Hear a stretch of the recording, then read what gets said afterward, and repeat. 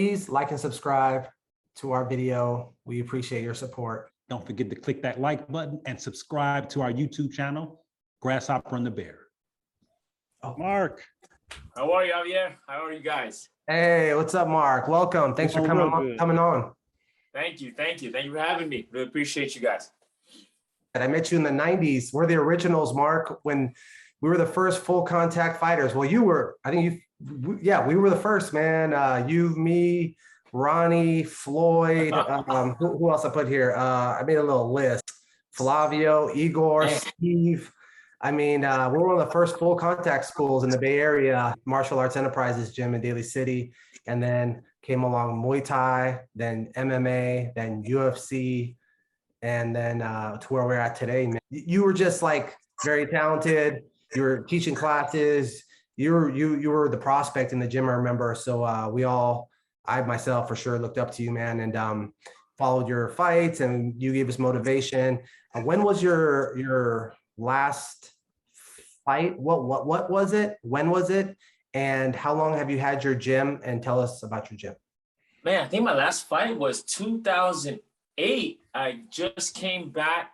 I think it was 2000. No, not 2008. It had to be way before that. 8 years ago. I think it was 2008, actually. I forget the exact timeline, but I remember coming back from the Worlds out in Bangkok in 2004, and then I said I was done, and then you know, the Bay Area was still cracking with some local shows and stuff like that. And rewind. You said Bangkok. Yeah, we went to the IFMA World Championships out in 2004, and me and a team, we went out there, and they're still having them now. I was probably one of the earlier teams to go out to represent the United States. The IFMA is the one that is going to carry the Olympic flag for that organization is going to continue it for the Olympics, the Muay Thai in the Olympics. I know, I heard 2028. Yeah, 2028. So for the listeners, we're talking about amateur Muay Thai or pro Muay Thai that you're talking about? Yeah, it was pro-am because it was class A, B, C. That's kind of like how the world works. And as you know, pro is basically getting paid. And you know, like if you've been in the game long enough, especially in the martial arts, it's not like that maybe in others, but especially in the martial arts, you see that type of thing. I mean, they don't have a pro-am sort of thing in Thailand. It's like, you know, you're 8 years old, you're getting paid, you're going pro, you're going full rules. And so, yeah, that's how they kind of pitted the IFMAs back then, ABC class. You know, Fabio Pinca was in our class. You know, guys like that was in, you know, at the time. Yeah. So, you know, some heavy hitters, and they still have heavy hitters in the IFMA. So that's when I pit everything on that timeline because I said I was done then. And then, you know, there's some heaters coming out of, you know, this 18 years old, 17 years old coming up the ranks. And you're like, dude, you know, I've been doing this since I was 16, 17 years old.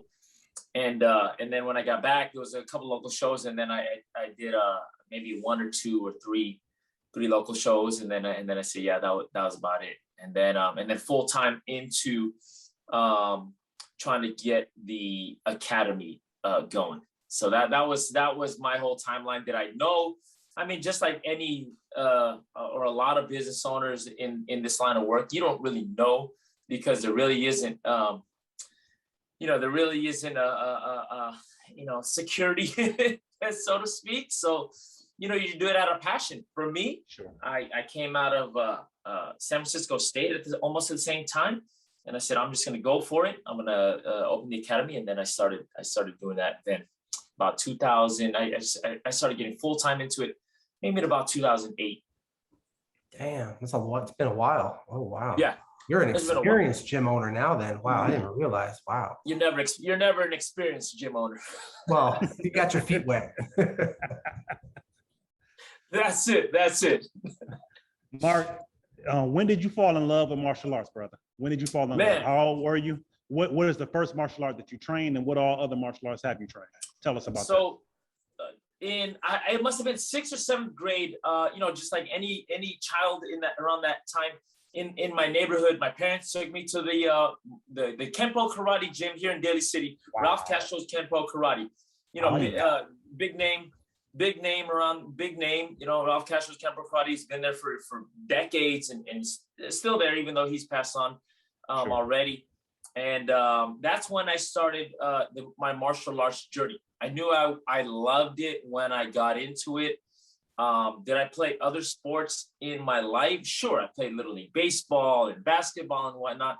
You know, at that time, 6th, 7th grade, I was still playing Little League baseball and baseball and basketball. But, you know, something about the martial arts that really kind of, you know, enchanted me and captured me around that time. And that's where I started. I started there doing it for about 2 years. And then, of course, you know, just like any working class family in the neighborhood, you know, funds get a little tight. They got to pull a little mark out of the martial arts, because that's kind of how that works. And unfortunately, but I still had a love for it. I still had an absolute love for it. And I knew I wanted to make my way back. I just had to get a little older to afford my membership. So in junior year, it was around junior year, at the end of sophomore year, that's when you could get your little work permit at the high school level. So you go and get your work permit. Yeah, I went to go get a job at the Orange Julius at the mall. And I said, cool. All right. Yeah, cool. I get to now afford my membership. So that was like one of the first things I did. And there was Martial Arts Enterprise that was in our area, right? And so the story is funny because when I was taking Kempo Karate, and I loved it, don't get me wrong, and I loved it, and I knew I had a talent for it. And you know, you get into the point sparring circuit. I loved it. I loved the competition, the dynamic of it. And I remember this, and it was right before my parents had pulled me out. And no knocking the art, because I love it. You know, we're driving home one day, and I tell my parents this all the time. The parents said, you know, the car talks are very important for the kids, right? So one of the car talks we had with me and my dad, he's like, man, no, Mark, you're really good at it, but what if they hit you back, right? And in the point sparring circuit, right? I mean, I loved it, right? And I'm like, man, come on, you know, I didn't say it like that. I was like, man, you're right, but come on, man, why are you bursting my bubble, dude? But you know, that's an Asian dad for you. You know, he's gonna challenge my train of thought a little bit. And then so, you know, I got my money together, and I said, yeah, I want to get into something. A friend of mine, basically Ryan Merrillet, if you remember him, Javier, little dude we were at the library doing nothing as high school kids, and let's go check out this kickboxing gym. And I'm like, kickboxing, man, like that's sounds kind of full contact-ish, right? So I'm like, okay, I'll come with you. And that's where I fell back in love with it. You know, just walking into a place and you hear the heavy bags, and I'm sure you guys know that. You know, you hear the heavy bag, you hear the speed bag, and that's what it, you know, enchants you back up again. And it was just history from there. It's different than martial arts, though, especially back then. Combat sports wasn't really a thing. So there was tons of martial arts schools, but no fight schools. If you wanted to go to a combat sports school, you would go to a boxing gym. And there was only a few back then. And boxing was just a whole different planet compared to martial arts. There were just it was so different. Boxing was dangerous, you know, looked at back then. It still is, but back then especially, it was almost taboo. So martial arts was more friendly, mystical. And so the thing about Martial Arts Enterprise Gym, where that was my second kickboxing school, actually. I started in Santa Rosa a little before that. So I started Martial Arts Enterprise Gym with you when I was 19. And I started kickboxing when I was 17 in Santa Rosa at Herb Cody's gym. And I was a newbie up until I considered myself a newbie until I was about 21, 22. That's not until I started getting a foundation going and stand up. But I was green when I was at Martial Arts Enterprise with you, Mark. And you, what was your thoughts when you went there, though? Yeah, you said you liked it, but it's a fighter's gym, especially back then, is different than a martial arts gym. There's a gladiator mindset to full contact training, to American kickboxing, even back then, which was the thing. There's a difference between martial arts, Mark, and full contact. What's the difference? And what did you like about it so much? You know, there really wasn't that much of a difference, but I will say this, okay? My first experience going in there, and I'm just checking out a class. It was a sparring day, or maybe places like that are sparring all the time. I mean, there's no sparring day. They were drilling and they were sparring. And you know, one of the first things I saw was somebody getting, you know, knocked down and busted up, right? You see that, you know, it was a small place. You know the place. It was small. It was so small where the entire room had to kind of sit back and say, okay, these two are going to spar. You don't go off, and not like the gyms of today. You can kind of go off and do your own thing somewhere else along on the grounds. Low ceiling too. Right. Yeah, exactly. So you're kind of like, okay, scoot over. These dudes are going at it, and that's one of the first things that I seen. Like, somebody just get busted up. I don't know who it was. I don't even know if they came back the next day, really. But the martial arts, to me, remember, I had experience in 6th and 7th grade, and what that was for me was, okay, when you're in that environment, there is a hierarchy, and you respect it. And the grandmaster in charge, you trust them to know a little bit more than you. Of course, you trust them with yourself, and they're the leaders of the pack. And so for me, it was more like, okay, this is how it's done here. If I am going to join this place, this is the way it's done. There's no, hey, you know what, master or coach, I think I have a different way, like it is today, right? Well, I don't agree with that way. How about you? No, that's the way it was. So for me, that was my umbrella spirit. Okay, already in the back of my head, I'm like, this is kind of real, right?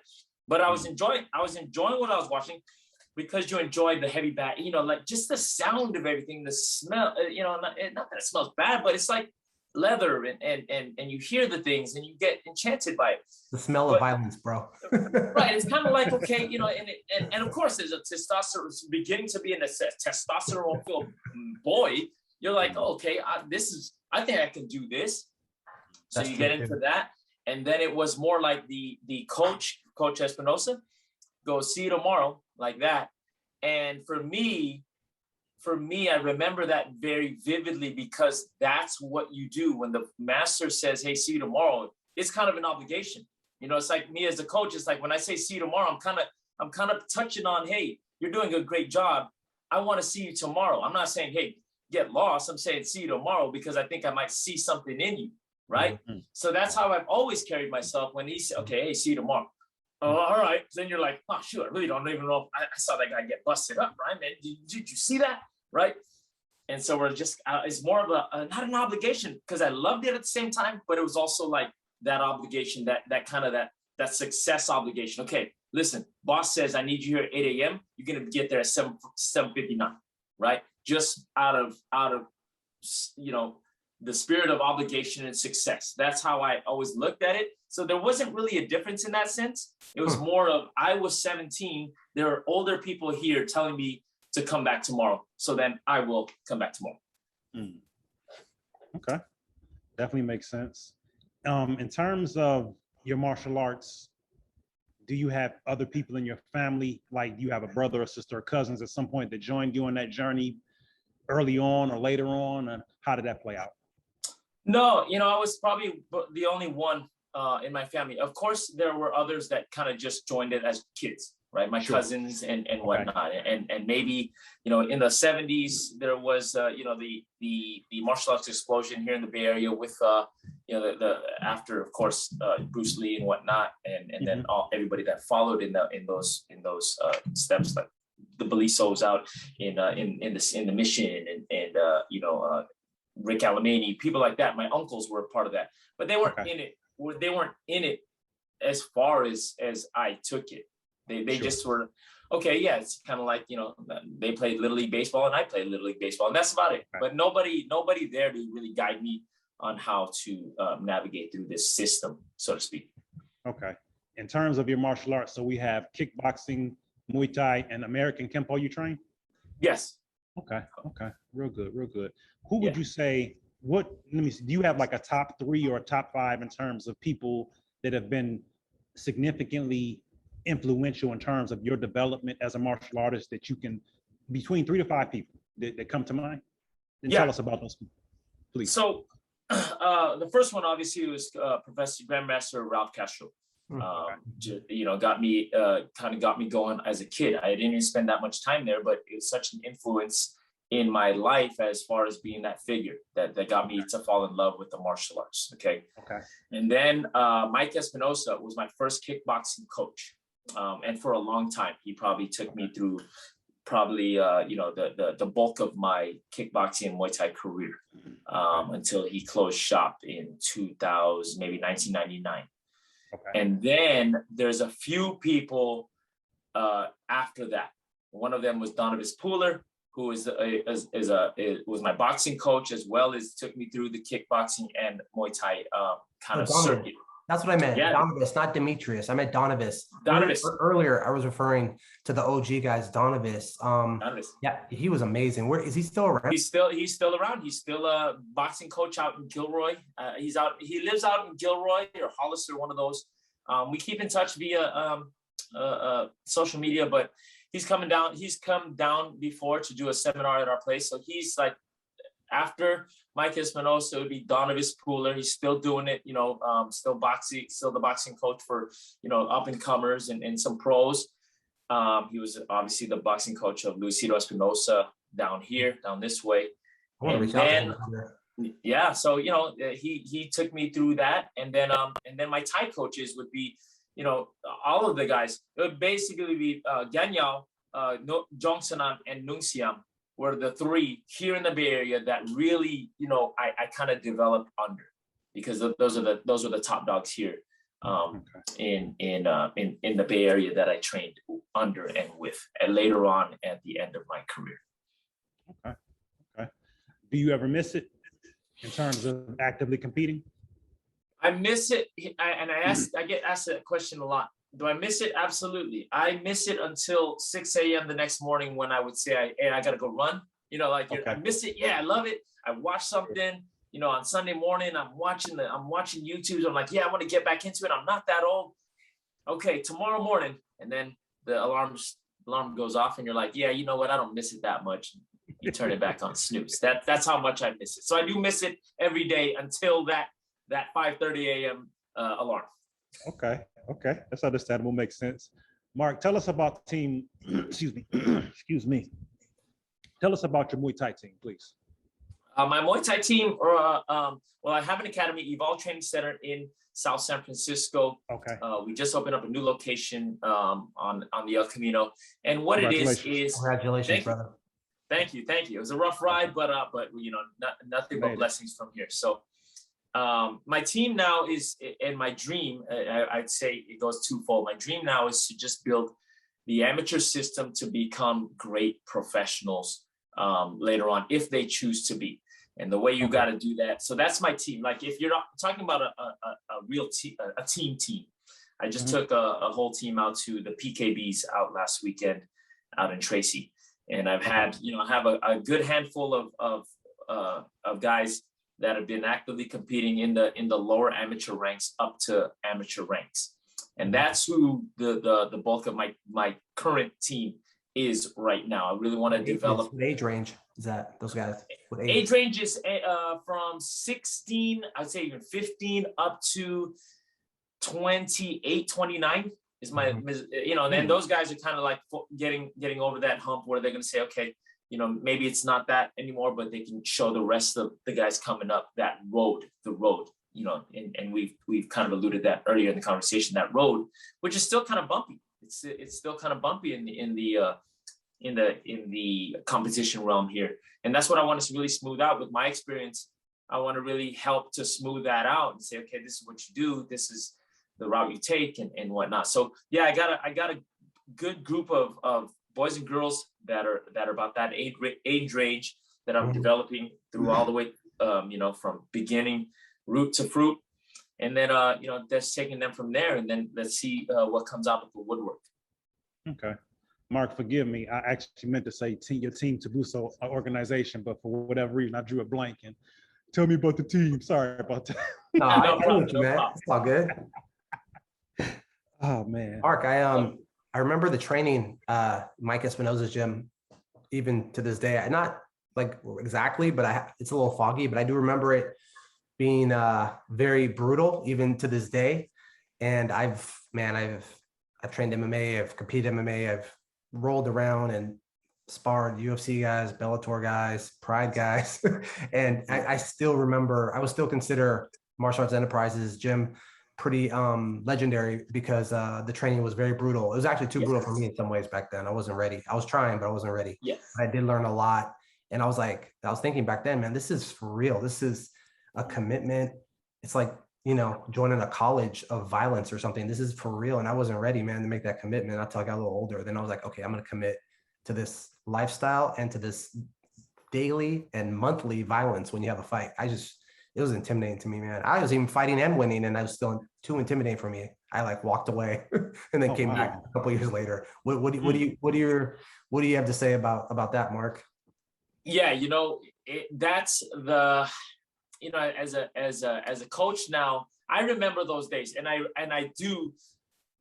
so appreciate those days for what they were. They were very violent. They were bloody at times. They were, you know, very, very intense, you know, where it's like, man, you know, how do you sustain this? How do you sustain this, you know, getting busted up every day and you know, getting bruised and battered and just emotionally, you know, going through a roller coaster, you know, and you're not, and then you're asking yourself, okay, why, you know, why am I doing this?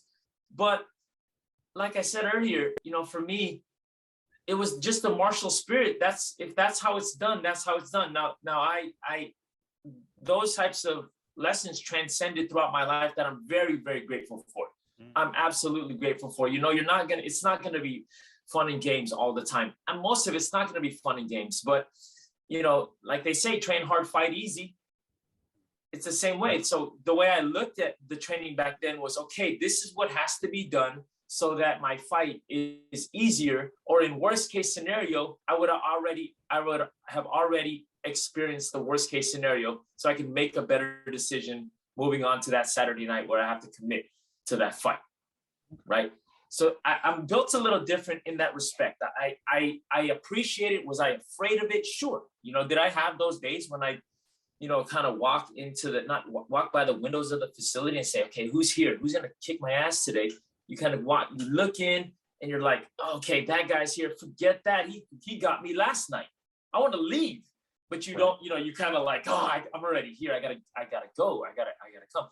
So that's what I say about that. I mean, you got to be built for it. That type of training, you got to be built for that type of training, but you can also develop to do that. It just takes, you know, a strong mindset that you have to get through those things. But again, if you think about, you know, what you can get out of it in a different way, how it could transcend you as a person, then it's a lot easier to just go in there, even though you know the heavy hitters are on that mat that day. You know, you get on and you're like, screw it, let me just go. And luckily I was young. You know, where else was I going to go? I didn't want to take another shift at the Orange Julius, so I was like, forget it. I'm in the gym. Mark, this is actually a two-parter for both of you. Mark, in terms, when you met Javi and spent time training with Javi, what were your impressions of what stood out about Javi at that particular point in time? And also Javi, to you, about Mark, what stood out with your experiences and your training and knowing Mark, you know, from then when you guys met many years ago to now? I like both of you. Yeah. Can I go first, Mark? Can I share something? Absolutely. Yeah, I don't remember training much with Mark because we were different. I think we were different weight classes or different classes, A class, B class, C class. Mark was in already semi-seasoned when I joined. So, but I don't remember training with him too much. Probably did some drills or some sparring at some point, but not too much. I remember sparring a lot with Floyd and some other guys there. Actually ended up fighting Floyd in a smoker years later, which was unreal to me. Because he was like my training brother and my big brother in training. So that was unreal experience I'll never forget. But respect the guy so much. But I just, the whole time, I've only spoke to Mark maybe 5 times or seen him at events or at restaurants the past 20 years. But I have always looked up to you, Mark. You always seem like you have your stuff together, not just in fighting, but in life. You know what I mean? So, and I always kind of looked at you like, man, I wish I kind of had it together like this guy. And there's other guys I've seen in my life that I wish, but it just happened later for me that I got my stuff together, man, and got balanced in life, not just in fighting, but in life. And I've always looked up to you in that way. And I don't know if you got that from your parents or what, but you're lucky to have that, man. And I don't know one's life is perfect, but you've always been a bit of a role model to me, whether you know or not. So I just wanted to share that. Wow. Oh man, thank you so much. I'm humbled by that, and now my turn, how are you younger than I am? Huh? Yeah, I don't know. I'm 44. Yeah, so we're the same age. I'm 44. So my recollection of you is I remember because I remember training together, if not physically together, because yes, we were different weight classes. But remember that, Jim, it was like it didn't matter what weight class you were, you're going to get some work. You were either going to get some work with the heavier with the heavier guys to get that work, or the heavier guys with the lighter guys to get that movement or whatever, right? I didn't stop sparring hard until I was about 40 mark. That's when I stopped sparring hard with pros. So I might have bad memory from that. I sparred Xavier Bigney, bro, boxing. I was like 40. He's a super heavyweight glory tournament winner. And I just couldn't stop. And when I hit 40, I was like, I got to stop sparring all these guys. I got to stop. I just got to be a coach or something, Anyway, oh man, I always thought of you as a very, this is and I vividly remember, I have a lot of vivid memories, but Javier is a very dynamic practitioner. You had a couple of background, right? Oh, I remember. And, see, I remember, you had a couple of background, and I could see it in the style and those things, at that time where you get into the sport so much, you kind of know the different looks.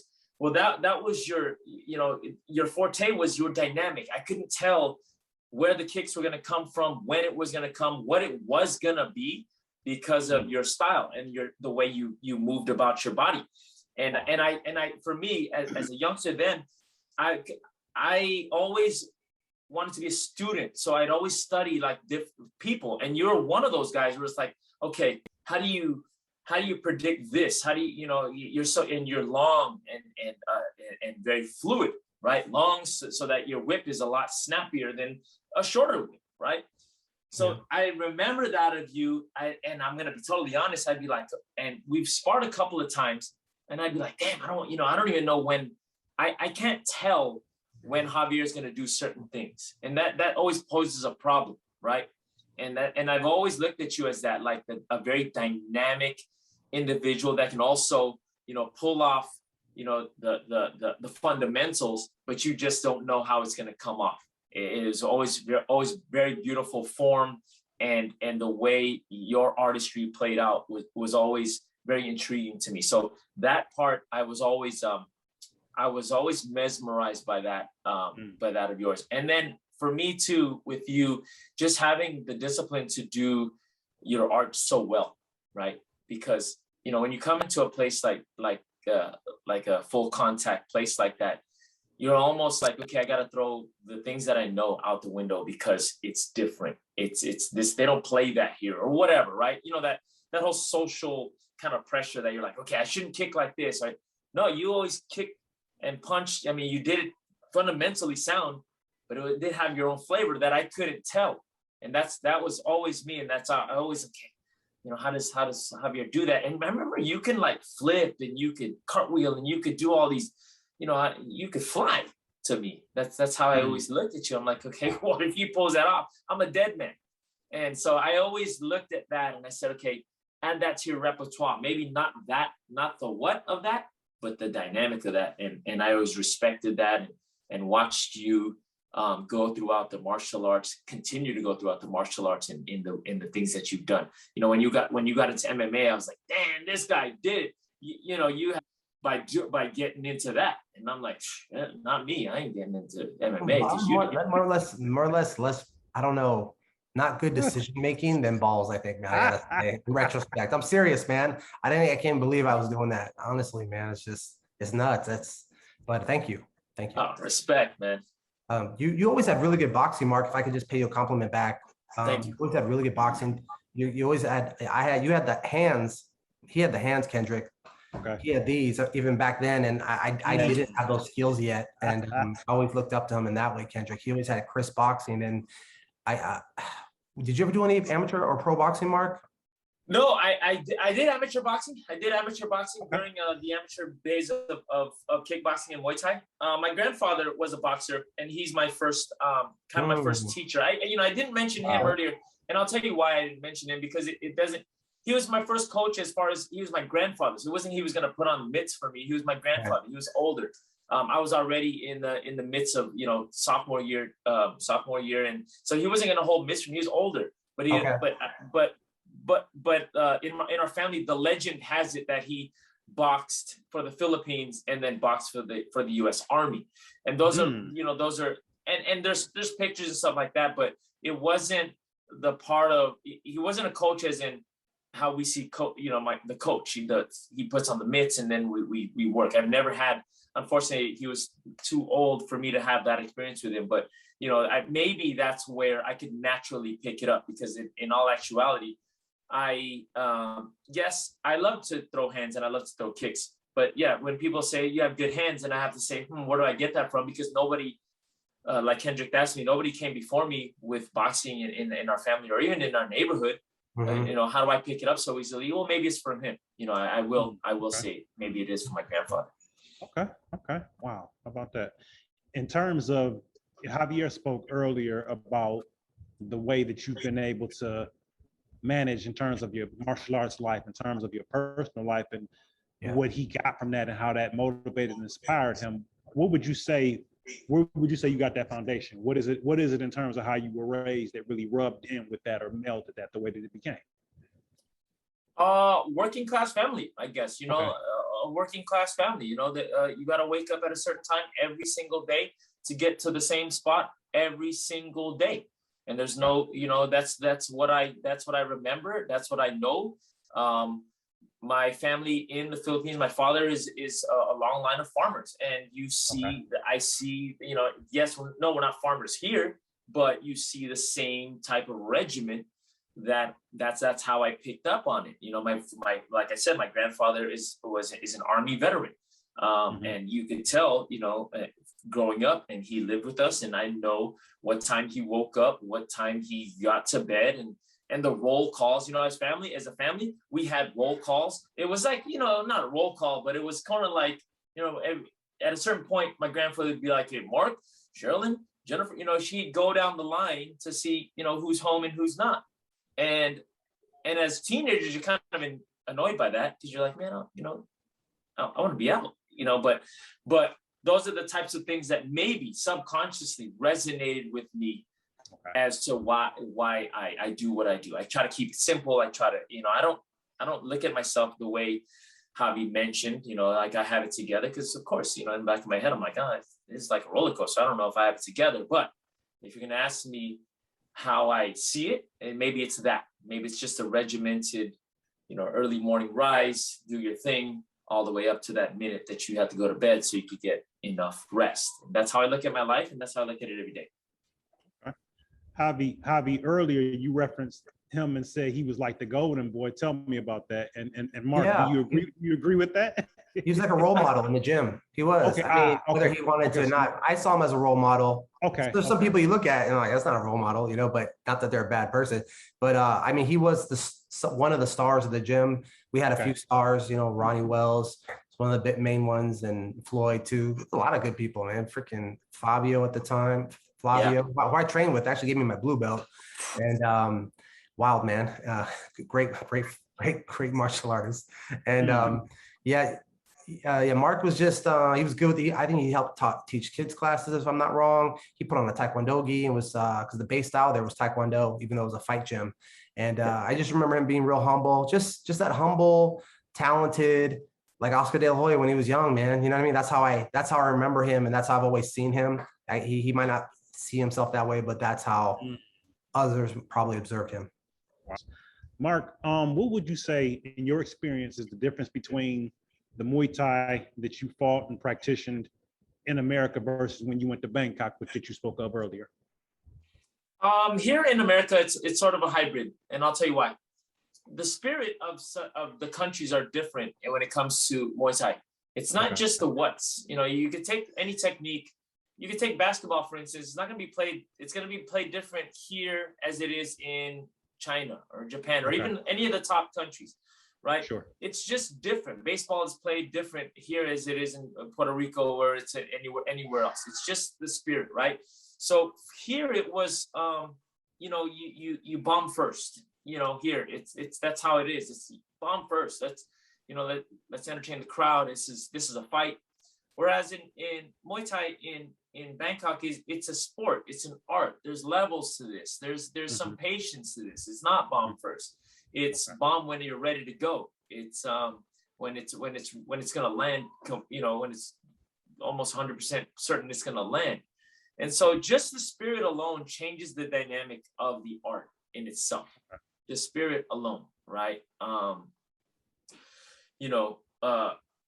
then the training, of course, the training over there. And I say this all the time, you change one dynamic, you're going to change the whole thing. Well, the boys over there, especially in Bangkok and living at the camps, that's their home. They have to live there. You live there and you train and you fight, or you leave, right? And a lot of times that means you don't have a place to sleep. You don't have a place to eat. Now, you put that same spirit here in America, maybe things change, right?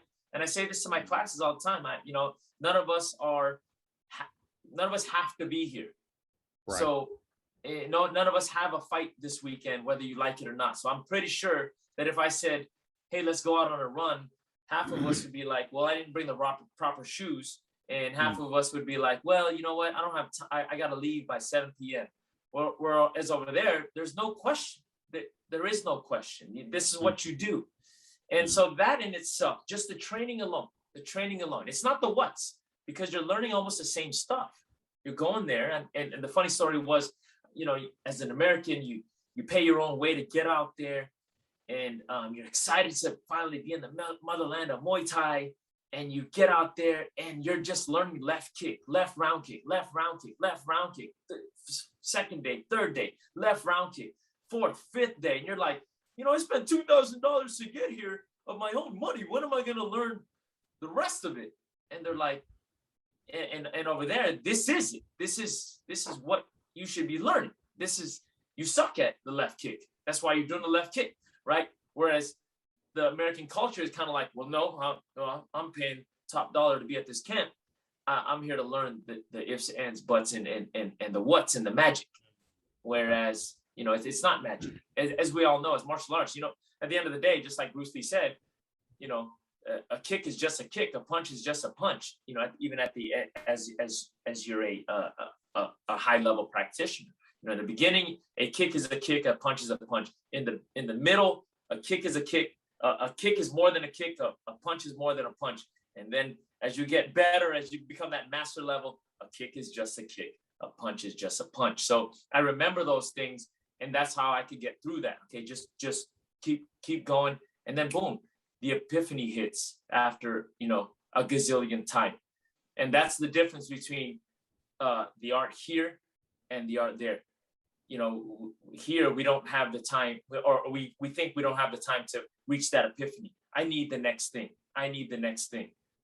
No, you need the one thing. You need the foundation first, and that's what it is over there. That's what really got me and my experience of training in Thailand, and I've done it 3 times. Okay, nice. Mark, what would you say sets you apart in terms of your coaching, the way that you coach? I know everybody, that coaches have different influence, and you spoke of some of yours earlier, but what would you say differentiates you from other coaches, the way that you go about coaching? One of the biggest things is like Javi said, we grew up in a time when Muay Thai wasn't its biggest yet in the United States. And so our influences was a lot of hybrid. It was American boxing and American kickboxing. And, in that time, in that era, it was always, remember the movie Kickboxer, where it was like, Dennis Luxio wants to go to Bangkok and beat everybody. But, when I watch it these days, it's like, you had this proper spirit, you just didn't understand that part of it. So that dynamic in itself, when I started doing it, I had that influence. And then when Muay Thai started to flourish and they brought in all the Thais to teach here in America. So I have a very intense experience with both those eras that kind of overlap. That's one big thing that I have. I have a lot of experience in this game, and in a time when two dynamic things were overlapping. Okay. Okay. And then for me too, I took my training to a clinical level when I decided to, study kinesiology at the college level. And, Sure. I went to San Francisco State, graduated as a kinesiologist. And funny enough that I took the major because one, I'm Asian and I have to go to college, right? So, so,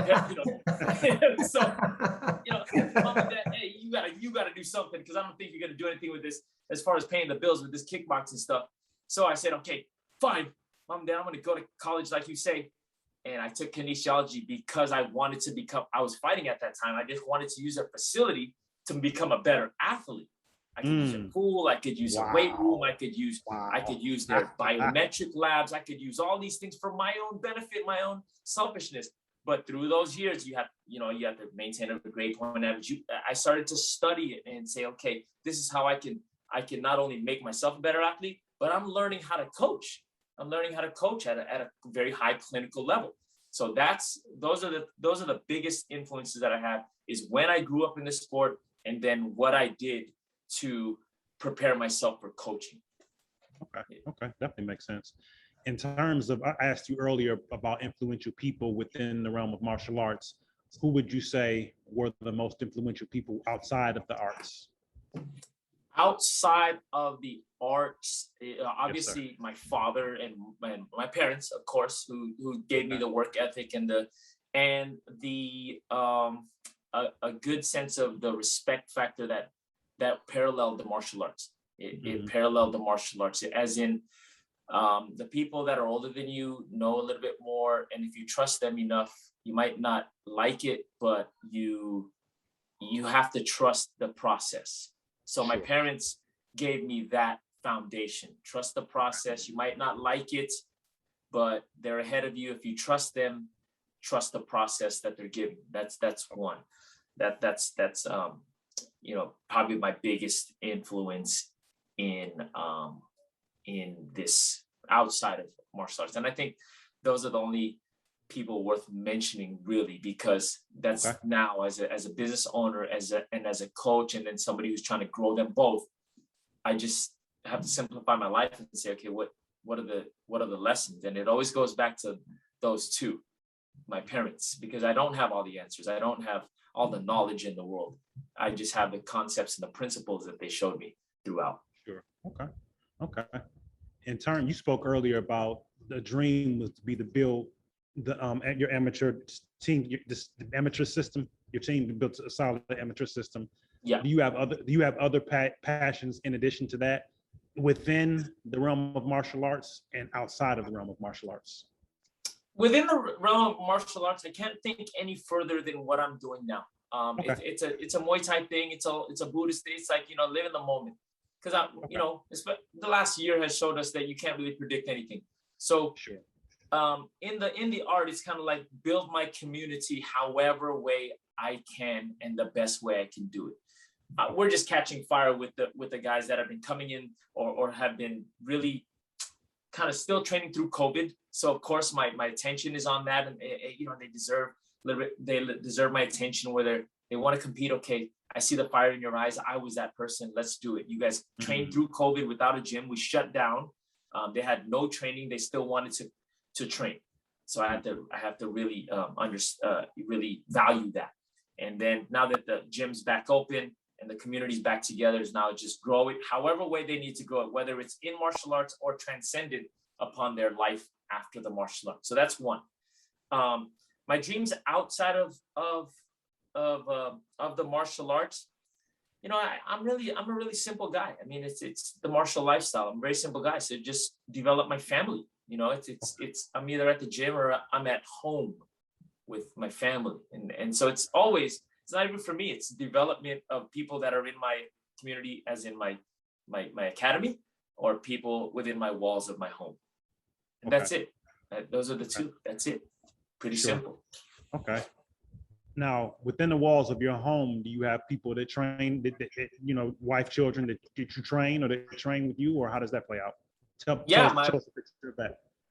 Yeah, I have a 6-year-old son that Nice. I try to just lead by example. Here's the thing, Okay. it's funny because I'm his father. And of course, you know, the community is thinking, well, you're his father. He's probably going to be good at it too, right? Which is always, it's not the case. It's always not. My biggest thing is get him to like it the way, at least like it so that he can benefit something from it. Maybe he's just going to not like it, but as long as he can resonate something that I've learned through it, through its disciplines and the art, sure. And then so that's all I want to show him for it right now. It's more like lead by example. I like what I do, and I hope he sees that I like what I do, and I have fun with it, and he's picking up on it. He has fun with it. I'm sure, you know, Javi's kids too. That they're having fun with it. The best. It's the best doing it with them. It's the best. I bet, but you know, in those little things that I see with your son, you know, he gets it, right? He gets it. So he's obviously gonna get it. You know, for me, it's more like, okay, just like it. I'm not gonna force you to do this. You don't have to deal with the pressures of like, oh, you have to do it because your father's doing it. No, you don't have to do this. Just make sure the lessons transcend somewhere in your life. And that's that. And with my wife, it's more of a fitness thing, of course. If I like it and we like to perform it, we'll get fit at it. You know, that's it. It's pretty simple. Okay. Now I know I've heard Javi, you know, Javi and I have talked a lot, and you know, he'll speak on each of his children in terms of the martial arts training and that. And he's always said his youngest, the baby boy Enzo, is more like he was and is to a degree in terms of the intensity and just the enjoyment for the arts overall. Would you say that your son is more like you or more like your wife in terms of how he's developing? I'd say at this point, he's more like me. He's active. He can't keep still. He wants to try different things, and you know, and just like us, you know, he can watch something, just like how we grew up on Bruce Lee, or I grew up on Bruce Lee. You know, you watch it, and then you think you can do it, so you try it, and you don't know if you look like it at all. And just like how we do with sticking our tongue out like Jordan. We look nothing like it. I know I look nothing like him, but as long as my spirit says, hey, I feel like it, that's all I want him to take. So he is more like me in that, hey, try this, and then he'll just try it, and I'll say, okay, it's really good. Okay, cool, and I'll leave it at that. So he's more like me, yeah. Okay. I want to just give a quick shout out to my co-host Kendrick for always having my back on this podcast. He works very hard. He puts up with me. So thank you, Kendrick, for all your hard work, brother, on the podcast. Thank you for that. Thank you for that. And you, brother. I found a kickboxing coach that I just adore now. Her name's Alanka Elmont, and she's teaching me so much. She trains me via Zoom. She has a very dynamic style from Amsterdam. She has 7 world titles in Muay Thai. And I saw a picture of you with her coach that she's very close to, Lucian Carbin. And you were in a picture with Lucian Carbin and Nathan Corbett, a Muay Thai legend from Australia. What were you doing there with those 2 people? I'm jealous. And how was that? Was that a seminar? And what was Lucian Carbin like? Ilanka is one of his top students. Oh yeah, I'm very, very familiar with Alanka Elmont, you know, legend of the sport, and so young still, and still got it. I mean, she's such a badass. That was the coaching clinic at CSA out in Dublin. Okay, that's what I figured it was. Yeah, Coach Kirian brings out, you know, some legends out and teaches us a few things. And that was probably my favorite one thus far, with Lucian Carbin and Nathan Corbett. Lucian Carbin was somebody that you know, back then when I started, Dutch kickboxing was like, you know, huge. It was big, and Muay Thai was big too. But you know, for me, because of being in the United States, I could resonate to that style a little bit more. Lucian Carbin was the guy, right? So I found out that you know, he's come to town, and I said, you know, dude, that's like the guy, one of the guys that I one of the legends that I really want to learn from. It's super dynamic. I mean, just everything that I expected and more. So yeah, just the philosophy of stuff. And I like no shade on him, but I like it when they're a little older, because their experience level, you could just hear their experience level. Just for me, because I wasn't training anymore. I was learning to coach. I was learning, you know, I wanted to, my days go from they're geared towards learning to coach and hearing things. And he was just an amazing person just to hear speak. And then, that on top of demonstrating what we're doing. Oh my gosh. It's like, yep, that's how I want to age to be, that's the goal right there. Like, wow, if I could just age to be like that, and then my last day would just be being a guy like that, hey, I'd be happy. I'd die a happy man, right? Because that's the standard. He's just badass like that. Yeah. Well, my first few sessions with her, I thought when she agreed to train me online, and I used my friend Cole, my best friend Cole, is like a training partner for the drills. I thought she was gonna, right away, oh man, I'm finally gonna learn these Lucian combos. It's the first thing I was thinking. And the first few weeks, I'm not kidding, she was just getting on me exclusively, mostly about my guard and my footwork. I'm like, and she's like, and my roundhouse kick. And I've been doing this stuff for like 20, 30 years. And I'm like, so humbling, but that's what I wanted, I trusted her, obviously. And I just doing everything she said. And I just working on my guard, keeping my guard up more, a lot more, fixing my roundhouse kick, which obviously it needs work because I trust her. And I'm getting some crazy gains. I never even thought I could get much better because I've been doing kickboxing so long, but man, you can always get better if you have the right coaching. So it's been amazing working with Ilanka Elmont. Yeah, mad props to that group of just individuals. I mean, Tyrone Spong, Alistair Overing. I mean, there's so many people that have gone through the umbrella of Lucian Carbon. So man, just props. Shout out to Lucian Carbon and Ilanka Elmont, most definitely. Yep. Mark, with our guests, we always have them share some words of wisdom with us and with our audience. Give us some words of wisdom, man. If in a nutshell, it's focus. It always comes down to focus. It comes down to focus and discipline. That's it, because it's not always going to be fun and games.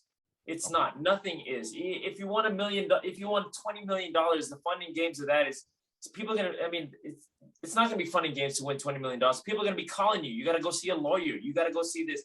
But when that happens in anything you do, and that's how it is for me in the martial arts, is just be focused on remember why you started doing it and what makes you happy doing it. And just like anything else in Muay Thai, live in the moment. Live in the moment, because the moments are fleeting. Good moments are fleeting and bad moments are fleeting. That's my I guess that's my words of wisdom. Moments are fleeting. Enjoy them all. They're gonna change anyways. You're either gonna make it through the round or you're gonna get knocked out. Either way, it was a hell of a ride. Just share with us, please, your socials. Where can people see you on Instagram, social media, and also where your gym's located and what you offer at your gym? Yeah, you can see me on Instagram at Team Tabuso Muay Thai on Instagram, and then Mark Tabuso on Facebook. Evolve Training Center on Instagram, Evolve Training Center on Facebook, and that's where we're at. Evolve Training Center, South San Francisco. We're at 647 El Camino Real. Come see us. EvolveTrainingCenter.com. That's where that's my life, and there and home, and that's where my Uber focus is into now. So, thanks, Will, Mark. thank you guys so much, Kendrick. Thank Javi, you. And it was a blast. Thank you so much. Appreciate you guys. Have a good one.